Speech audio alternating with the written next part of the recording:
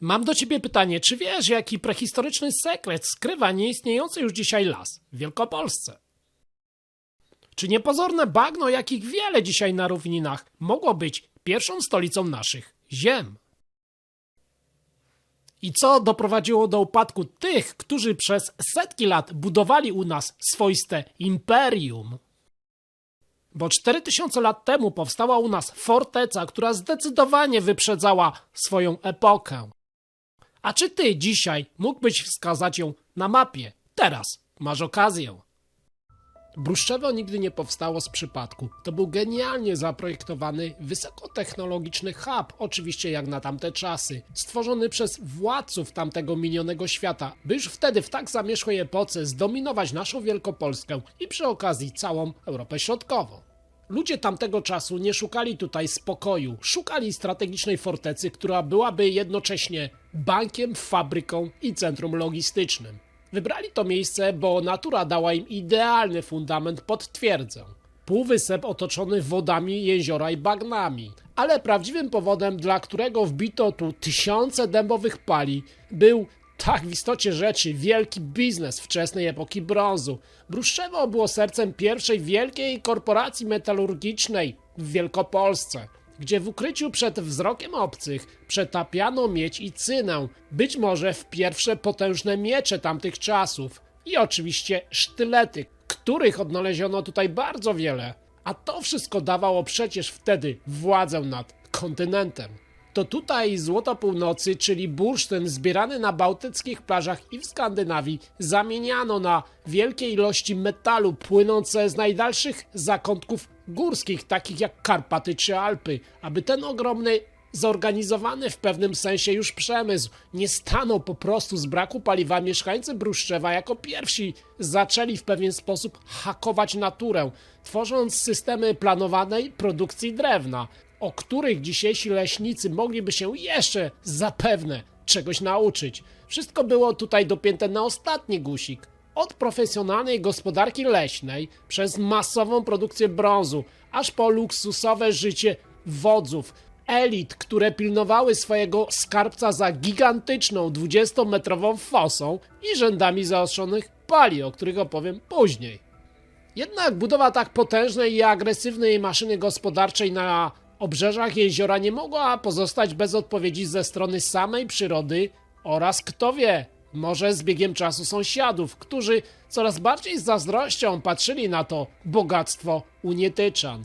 Zatem, co sprawiło, że ci genialni inżynierowie zdecydowali się na tak desperacki krok, jak całkowite odcięcie swojej osady od lądu i przygotowania się, no właśnie, na co?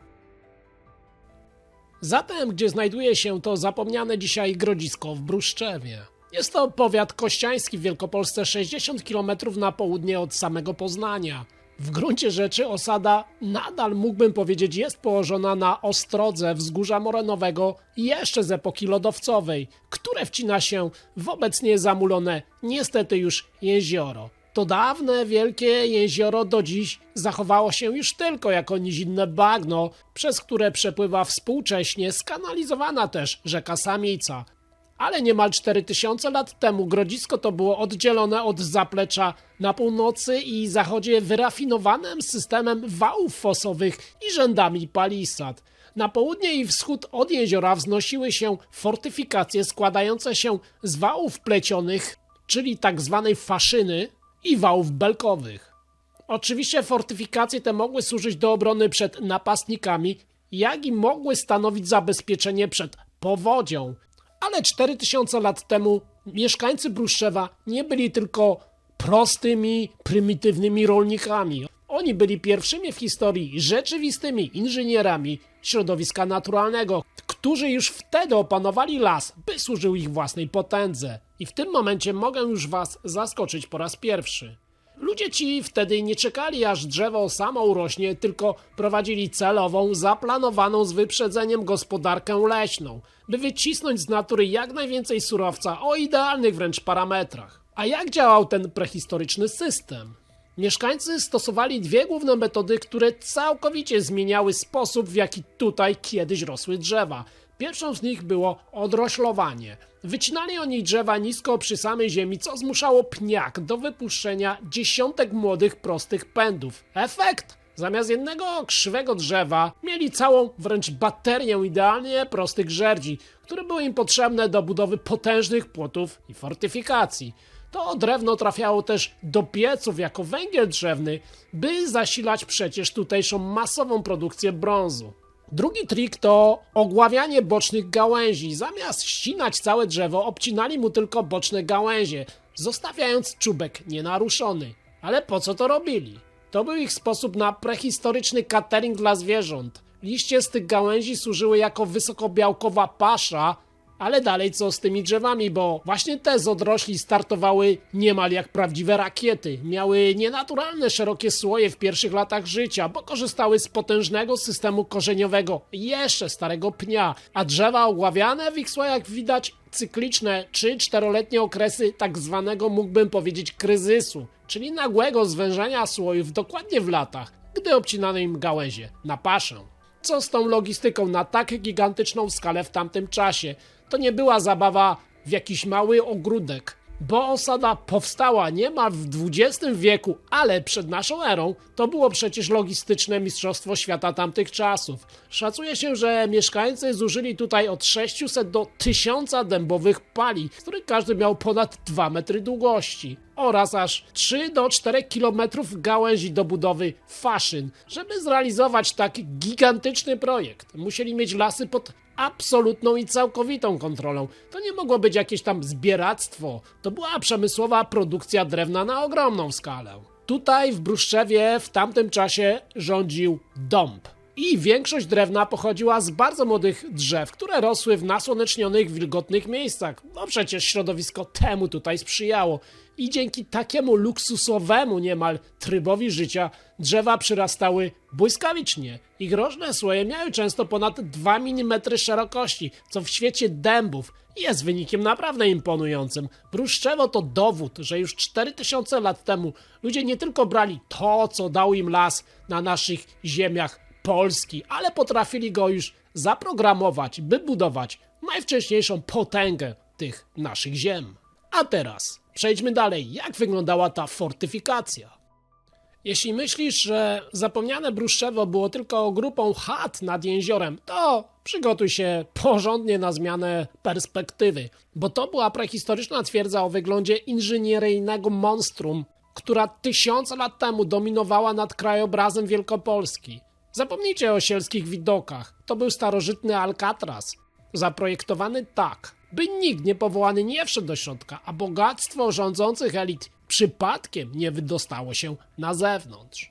Mieszkańcy Bruszczewa nie bawili się po prostu w żadne półśrodki. Osada stała na półwyspie, ale budowniczowie uznali, że to jest za mało. Przekopali więc gigantyczną fosę o szerokości 20 metrów, która odcięła osadę od lądu, zamieniając ją ostatecznie w sztuczną wyspę. Co jest takiego fascynującego właśnie w tej ogromnej fosie głębokiej na 4 metry? Bo rów miał przekrój V. Ten rodzaj rowu jest najtrudniejszy do wykopania, ale jednocześnie stanowi najskuteczniejszą przeszkodę. A skąd wiemy, że właśnie go wykopano? Ponieważ w samej osadzie odnaleziono mnóstwo służących do tego łopat, choć z pewnością podstawa tego rowu była naturalna. Zastosowano tutaj specyficzne nachylenie ścian fortyfikacji drewnianych nad rowem, co też nie dawało ewentualnie atakującym możliwości schronienia się przy nich. A właśnie ta drewniana palisada wykonana z dębu miała również inne zastosowania, bo właśnie to drzewo było bardzo odporne na erozję w tym wilgotnym środowisku i również ten rodzaj drzewa nie tylko był odporny na gnicie, ale nawet mógł opierać się skutecznie ogniu. Wracając jednak do samego rowu, w czasach historycznych taki sposób konstrukcji o przekroju V znamy dopiero później, o nazwie fossa fastigata i był najczęściej używanym rodzajem rowu obronnego przez, uwaga, legiony rzymskie, które nigdy się tutaj nie pojawiły, a historycznie znane są znacznie później.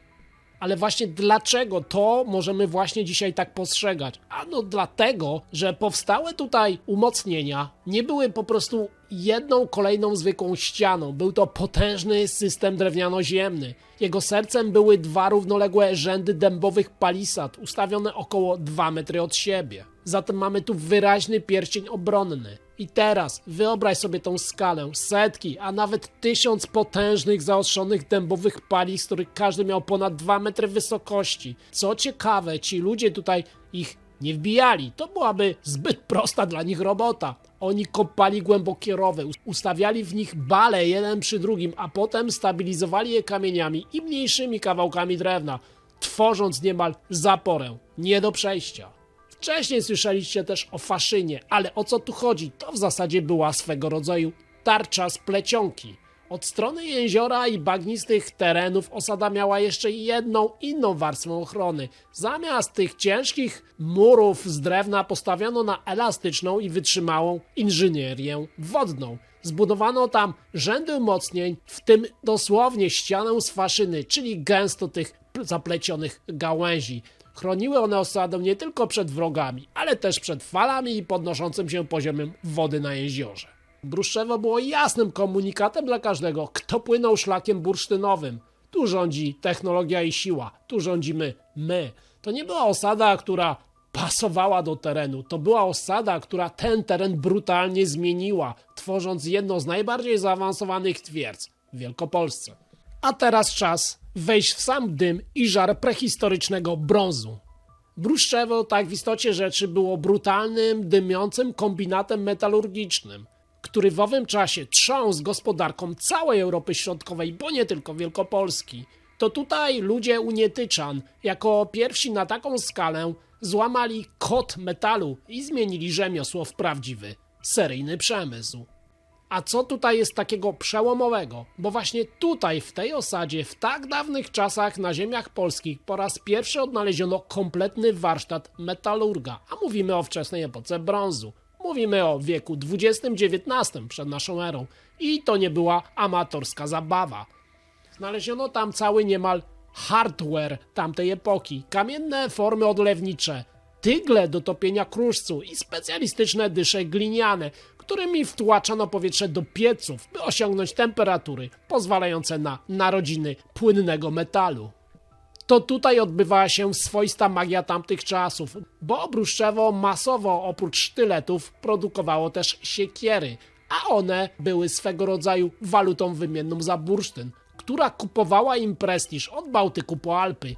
Ale żeby taka fabryka mogła działać, potrzebna była logistyka, jakiej nie powstydziłby się nowoczesny zakład.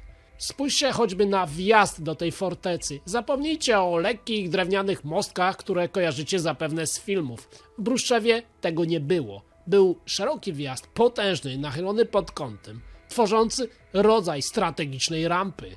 A co to oznacza? To po prostu prehistoryczny loading dock, rampa przeładunkowa. Ten pochylony wjazd był zaprojektowany tak, by można było nim wciągać ciężkie ładunki, transportować surowce na wozach lub przesuwać wielkie bele drewna potrzebne do wszelakiej działalności. To był projekt czysto funkcjonalny, szerokość i kąt nachylenia rampy mówią jasno. Tu płynie towar, tu płynie masa, tu nie ma miejsca na wąskie gardła w dostawach. Wszystko musi działać. Po prostu ci ludzie mieli łeb na karku. Ale prawdziwa bomba atomowa kryje się w samym drewnie, z którego zbudowano tą twierdzę, bo ślady nacięć na drewnie kropka w kropkę pasują do ostrzy brązowych siekier znalezionych tutaj przez badaczy. I to jest moment, w którym Bruszczewo zostawia resztę świata daleko w tyle. Podczas gdy inne grupy, jak na przykład Mierzanowiczanie z południowo-wschodniej Polski, wciąż operowali głównie w świecie kamienia i krzemienia, mieszkańcy Bruszczewa byli już tym Team Bronze z pełną gębą. Oni nie tylko produkowali brąz na handel wymienny, oni używali metalowych narzędzi jako standardu. I podczas gdy inni mozolnie dłubali w drewnie krzemiennymi ciosłami, Unietycy z Bruszczewa rąbali puszczę profesjonalnymi metalowymi siekierami, budując swoją 20-metrową fosę i ogromne podwójne palisady z prędkością i precyzją, która dla sąsiadów była w tamtym czasie nieosiągalna. Ale w końcu ktoś lub coś ich dopadło. O tym dowiecie się w ostatniej części. I teraz czas na ostatni rozdział tej historii, czyli dlaczego Bruszczewo utonęło w gnoju i zapomnieniu. Przez kilka stuleci Bruszczewo było nietykalne. Unietyczanie trzymali Europę, być może nawet i stąd, a na pewno i ten teren, w garści dzięki monopolowi na miedź i bursztyn. Ale gdzieś w XVIII-XVII wieku przed naszą erą świat zaczął się zmieniać tak szybko, że nawet miejscowi bogacze z Wielkopolski nie byli w stanie odpowiednio reagować. Prawdziwe zagrożenie przyszło, uwaga, z południa, z Alp i Karpat. To tam narodziła się nowa, lepsza technologia wytopu brązu. To nie był już ten sam metal co wcześniej. Nowa jakość sprawiła, że stare unietyckie sztuczki stały się mało interesujące. Ale to był dopiero początek końca. Najgorszy był cios ekonomiczny. Skandynawia, dotychczasowy odbiorca metalu, lojalny partner handlowy, zaczął po prostu wygryzać unietyczań z pośrednictwa. Północ zaczęła szukać nowych dróg, obchodząc Bruszczewo, gdzie krzyżowały się właśnie te najważniejsze szlaki, co sprawiło, że potężna dotąd twierdza stała się tylko zbędnym, drogim w utrzymaniu przystankiem na mapie, której nikt już nie potrzebował. Podczas gdy polityka i technologia niszczyły fundamenty tej osady, wewnątrz jej murów działo się coś znacznie gorszego. Odkryto tutaj naprawdę uderzającą, przykrą prawdę. Wraz z zasiedleniem Bruszczewa doszło do ogromnych zmian ekologicznych. Przecież pamiętacie, jak bardzo oni zmienili całą gospodarkę leśną w tym rejonie przez przecież nie dziesiątki lat, ale setki. Wyobraźcie sobie to miejsce u schyłku jego świetności. To nie była już żadna gęsta dzika puszcza. Okolica w promieniu 3 km została dosłownie wyczyszczona z jakichkolwiek drzew. Krajobraz wyglądał niemal tak jak dzisiaj. Wylesiony z kompletnie przekształconą glebą, która nie była w stanie znieść gigantycznej presji tych ludzi. Drzewa budowlane nie pochodziły już teraz z lasów, ale z marnych, już wyniszczonych, rzadkich kęp rosnących tu i ówdzie. A teraz wejdźmy w najgorsze bebechy tego upadku. Jezioro oblewające osadę, które kiedyś było jej tarczą i źródłem życia, zamieniło się po prostu w jeden wielki, toksyczny ściek. W zbiorniku w końcu pojawiły się algi, które są sygnałem, że woda mogła być nawet trująca. Ale dlaczego to się wszystko wydarzyło? Odkryto tutaj grube warstwy tzw. mierzwy, a jest to dowód na to, że prowadzono tu tak intensywną hodowlę zwierząt, że odchody spływały prosto do tego jeziora. W osadach znaleziono larwy i jajeczka różnych pasożytów ludzkich i zwierzęcych. Ludzie w Bruszczewie pod koniec istnienia tej osady żyli po prostu w smrodzie i brudzie, pijąc skażoną wodę pełną ekstrementów. Koniec tego miejsca to znowu nie była jakaś jedna wielka epicka bitwa. To była swoista katastrofa ekologiczna, gdzie przyroda została po prostu zniszczona przez zachłanność i brak higieny tych ludzi. I mimo tej ekologicznej apokalipsy rządzący do końca próbowali jednak utrzymać pozory swojej potęgi. W południowo-zachodniej części osady, tam gdzie kiedyś tętniło życie, znaleziono pozostałości pomostu, który służył do czerpania tej skażonej wody lub jako przystań dla łodzi, które coraz rzadziej przypływały tutaj z bursztynem. Cała ta infrastruktura, kiedyś imponująca, teraz stała pośrodku wylesionego, śmierdzącego, upadającego drewnianego grodziska. W tym momencie, gdy Bruszczewo było już niemal na kolanach, osłabione chorobami, skażeniem wody i upadkiem handlu, pojawił się ostateczny wróg, który być może dobił Unietyczan. Bo ze wschodu zaczął coraz mocniej napierać całkowicie nowy świat. W tym czasie wzrastały tutaj w potęgę nowe grupy ludzkie, pochodzące ze wschodnich terenów naszej Polski. To był militarny kontekst, który dobił resztki Unietyczan, podczas gdy stary szlak zachodni omijał osadę już coraz bardziej większym łukiem, nowi wojownicy mogli poczuć krew osłabionego giganta. Bruszczewo, niegdyś perła logistyki i metalurgii, stało się celem ataku w momencie, gdy jego mieszkańcy po prostu mogli już nie mieć sił, by bronić się za swoją 20-metrową fosą przepełnioną smrodem i gnojem. Ta wielka twierdza, która przez długie stulecia finansowała pierwszą erę luksusu, być może w całej Europie, bo nie tylko w Wielkopolsce, ostatecznie upadła w swoim własnym bagnie.